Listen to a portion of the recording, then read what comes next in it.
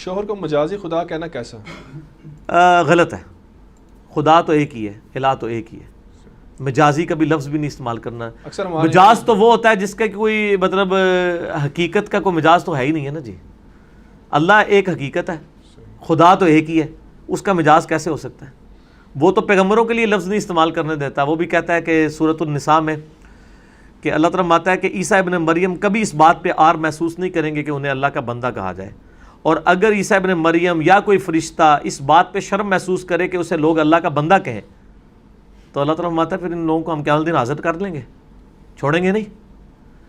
تو اس کا مطلب ہے کہ اللہ تعالیٰ ماتا ہے کہ یہ تو آپ نے شرمندگی محسوس ہی نہیں کرنی، آپ اللہ کے بندے ہیں. چاہے جائے کہ کوئی یہ خدائی کا دعویٰ کر دے. پھر سورہ آل عمران میں، سورۃ البقرہ میں بھی آیا اللہ تعالیٰ کبھی ایسا نہیں ہوا کہ ہم کسی نبی بنا کے بھیجیں اور وہ لوگوں سے یہ کہنا شروع کر دے کہ لوگوں میری عبادت کرنی شروع کر دو. وہ یہ کہے گا کہ اللہ کی بات کرو اور کہے گا کونوا ربانیین، اللہ والے بن جاؤ. نبی علیہ السلام نے کبھی نہیں کہا کہ محمدی بن جاؤ، آپ نے ہمیشہ کہا ہے ربانی بن جاؤ، مسلم بن جاؤ. ہم جب محبتی لفظ استعمال کرتے ہیں نا تو ان کے بزرگ بابوں کی جو بدعات ہے نا ان کو ڈائلیوٹ کرنے کے لیے کہتے ہیں کہ یار تم محمدی بنو. لیکن میں ہمیشہ ساتھ کلیئر کرتا ہوں کہ یہ ہم اس کے جواب میں کہہ رہے ہیں، ورنہ ہم مسلم ہیں، ہم اپنے آپ کو محمدی بھی نہیں کہتے، مسلم ہی کہیں گے. کیونکہ نبی علیہ السلام نے اپنے نام کے ساتھ یہ محمدی یا محمدن، یہ تو انگریزوں نے ہمیں نام دیا تھا. محمدن یہ لفظ استعمال ہوتا تھا. نبی علیہ السلام نے کبھی نہیں کہا کہ میرے امتی محمدی ہیں.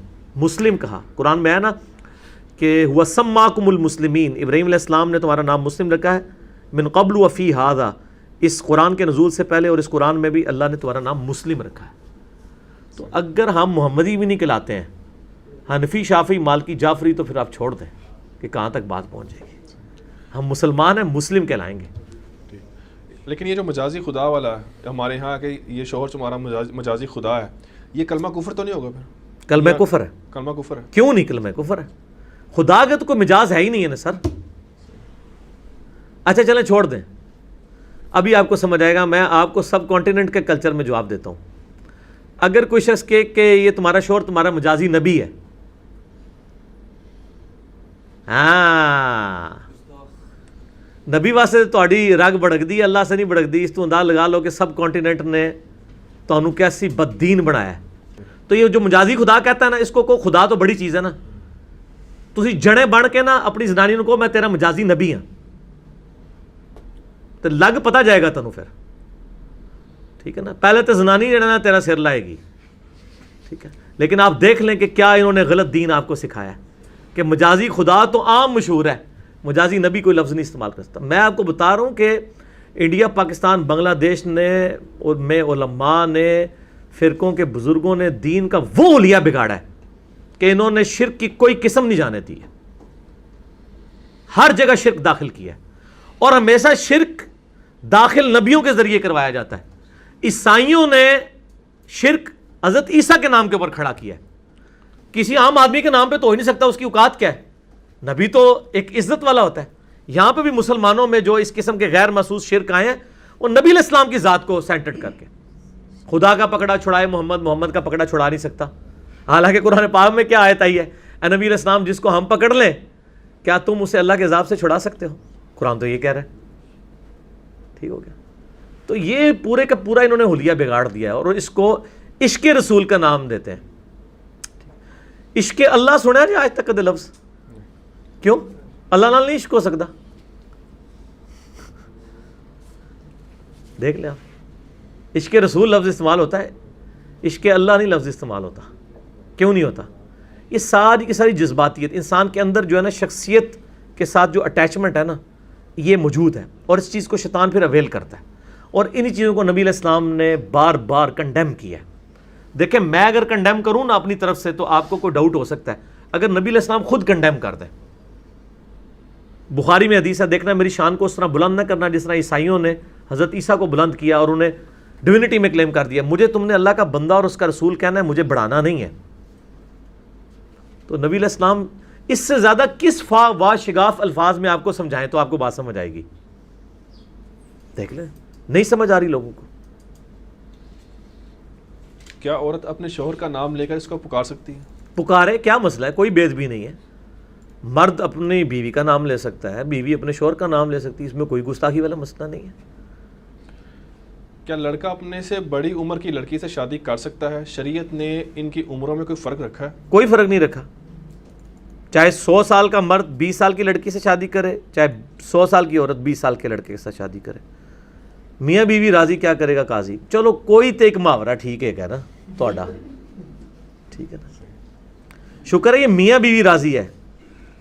کڑی منڈا راضی والا غلط ہو جائے گا اگر کڑی نصیحت ہے, لڑکا لڑکی راضی والا غلط ہے, میاں بیوی راضی تو ٹھیک ہے.